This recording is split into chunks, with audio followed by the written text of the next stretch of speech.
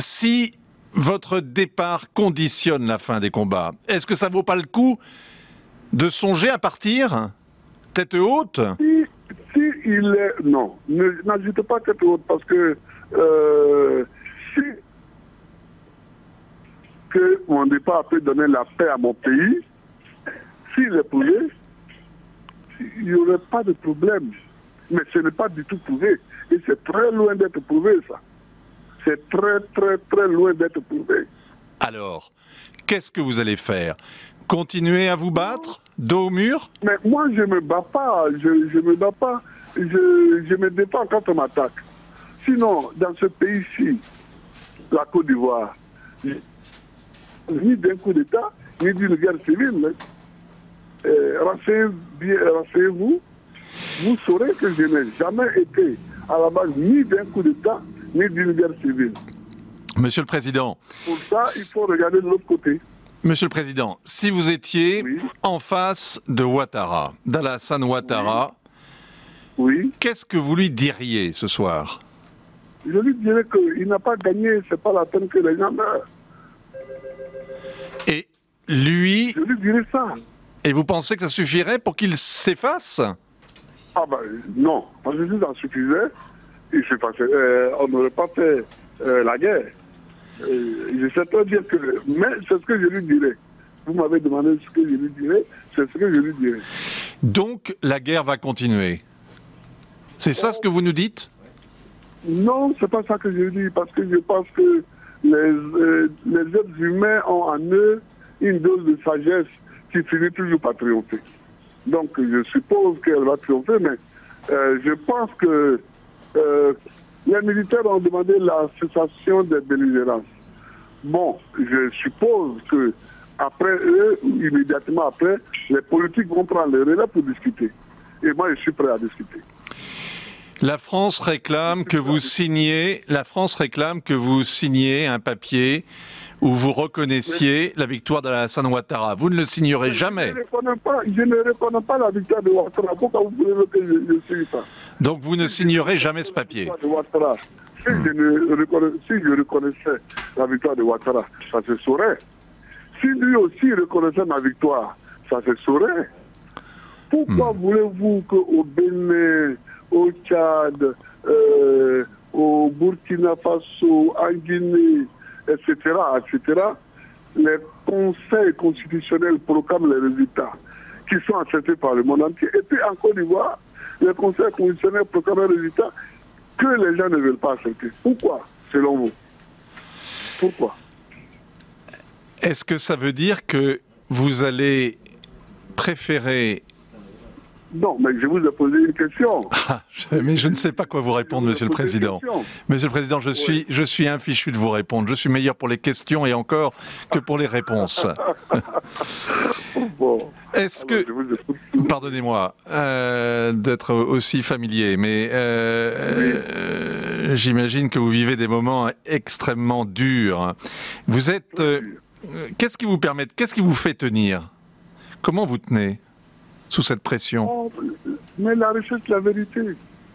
Je trouve absolument ahurissant que la vie d'un pays, la vie d'une nation entière,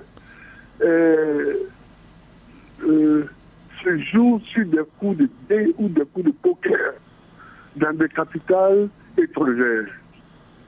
Des gens se lèvent, disent n'importe quoi qui n'a rien à voir avec la réalité. Ce n'est pas sage pour la gouvernance mondiale. Et ce n'est pas sage que les pays puissants. Que les pays puissants aient ces positions-là quand il s'agit de pays plus pauvres et plus faibles. On vous sait croyant. Oui. Et on imagine que vous avez de la peine pour tous ces morts et tous ces blessés de ces derniers jours. Beaucoup de peine. Beaucoup. Et je sors même d'un culte là. Pardon? J'ai dit, je sors même d'un culte là. Oui. Si ça peut vous aider, oui. Je sors d'un culte pour prier justement pour que la sagesse habite les uns et les autres et qu'on s'asseye et qu'on discute. un de mes slogans en Côte d'Ivoire, c'est justement asseyons-nous et discutons. C'est un de mes slogans. Et si vous demandez à des Ivoiriens, ils vous le diront. Mais on ne veut pas s'asseoir parce qu'on compte sur des forces armées étrangères. On compte, mais personne ne peut prendre le pouvoir comme ça. Même si quelqu'un prend le pouvoir comme ça va durer combien de temps? J'ai l'impression, Monsieur le Président, que personne ne pourra vous convaincre. Non, mais écoutez, moi je suis en Côte d'Ivoire. J'ai fait la politique depuis que j'ai l'âge de 18 ans. Je connais tous les hommes politiques en Côte d'Ivoire. Je connais tous les partis politiques en Côte d'Ivoire. Je connais tous les gens. Je connais toutes les régions. Alors, j'ai une position et personne ne veut m'écouter. On ne veut même pas écouter le Conseil constitutionnel.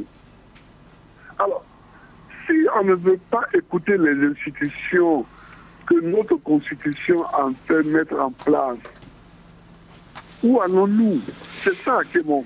Au-delà du simple résultat d'une élection ponctuelle, c'est ça la question. Où allons-nous? Vous campez sur votre bon droit. Vous campez sur la victoire que vous estimez avoir remportée et qui vous a été reconnue. Mais bon, maintenant, on est dans une autre situation. Oui, mais écoutez, bon. On prend le problème à la racine. Oui, mais si on veut régler le problème. Est-ce que vous imaginez que les combats reprennent au-dessus de votre tête, là, autour de votre résidence, et qu'il y ait de nouveau des hommes qui tombent, des vies qui...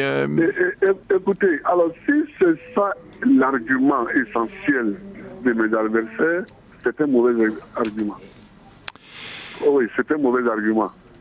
Si c'est ça l'argument essentiel, c'est-à-dire que bon, c'est-à-dire on fait la guerre et on dit bon, comme il y a des morts, c'est pas ça. C'est qui a gagné les élections. C'est ça la question essentielle. Et si on ne répond pas à cette question, qu'on dit oui, comme il y a des morts, retirez-vous, évidemment, on peut le dire aussi à nous deux. Parce que comme il y a des morts, retirez-vous, il serait plus sage même de le dire à nous deux. Est-ce que vous comprenez? Je comprends ce que vous dites. Ça, on prendrait deux hommes, d'autres candidats pour lesquels il n'y a pas encore eu de mort, et puis bon. Est-ce que je me trompe si je dis... On ne peut pas dire comme il y a des morts, toi, retire-toi et puis laisse l'autre. Pourquoi?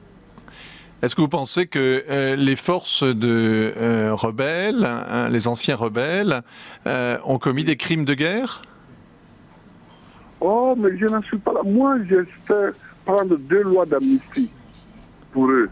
Donc, moi, je ne suis pas à culpabiliser un tel. Non, on m'a dit, pour avoir la paix, il faut prendre des lois d'amnistie. Je les ai fait faire. J'ai fait des projets de loi, je les ai présentés au Parlement qui les a votés. Donc, je ne les regrette pas du tout, parce que nous avons eu quand même 3 ou 4 ans de paix relative sous ces lois-là. Bon, donc je ne le regrette pas. Mais je ne suis pas là pour accuser quelqu'un. J'ai dit que si on veut régler un problème, si on veut nous aider, nous Ivoiriens, à régler notre problème, il faut qu'on nous aide à trouver qui a gagné les élections. C'est ça que je dis. Ce n'est pas en venant nous bombarder, en venant bombarder un peu. Et si je vous dis, Président Gbagbo, si je vous dis que c'est trop tard? Ah, si vous dites que c'est trop tard, bon, c'est trop tard. Ce sera trop tard, non pas seulement pour moi, mais pour toute la Côte d'Ivoire. Pour toute la Côte d'Ivoire. Mais sachez seulement que dès le premier jour de la contestation, dès le 29 novembre ou au début du mois de décembre, j'ai dit, reconnaissons les voix. J'ai dit, suivons la voie de la Constitution. Mais depuis, toutes sortes de pays ont reconnu la victoire d'Alassane Ouattara. Donc là, on tourne en rond. Vous dites que beaucoup de pays ont reconnu depuis la victoire d'Alassane Ouattara. Oui, c'est-à-dire que beaucoup de pays ont dit que Ouattara est le nouveau président. C'est différent de reconnaître la victoire. Ah. Or, pour reconnaître la victoire, c'est le Conseil constitutionnel seul qui le proclame. Or, c'est juste celui que le Conseil constitutionnel a proclamé vainqueur. Les autres, ils ont dit que Ouattara est le nouveau président. c'est tout à fait différent. Très bien. Tout à fait différent. Merci, Monsieur le Président, d'avoir accepté de nous parler et de parler ainsi aux Français. On va donner la plus large écho à vos déclarations. J'aurais vous poser une dernière question toutefois. Oui, oui. Elle est un peu indiscrète, elle est un peu intime, mais est-ce que vous êtes prêt à mourir? Oh, je crois que un homme qui vit et qui ne pense pas à la mort ne vit pas. Et puis, moi, je ne suis pas un kamikaze. J'aime la vie. J'aime la vie. Pour les amis qui m'ont connu quand j'étais étudiant en France, ils peuvent en témoigner. J'aime la vie. Donc, ma voix n'est pas une voix de martyr, n'est pas une voix de non, je ne cherche pas la mort. Mais il veut dire que la mort, bon, maintenant 65 ans passés, si la mort arrive, elle arrive, hein, elle arrive. Mais c'est pas mon objectif, ça, mourir. Merci, Monsieur le Président. Longue vie à vous alors, et aux Ivoiriens. Merci beaucoup. Merci de me souhaiter longue vie. Allez, merci. Au revoir, Monsieur le Président.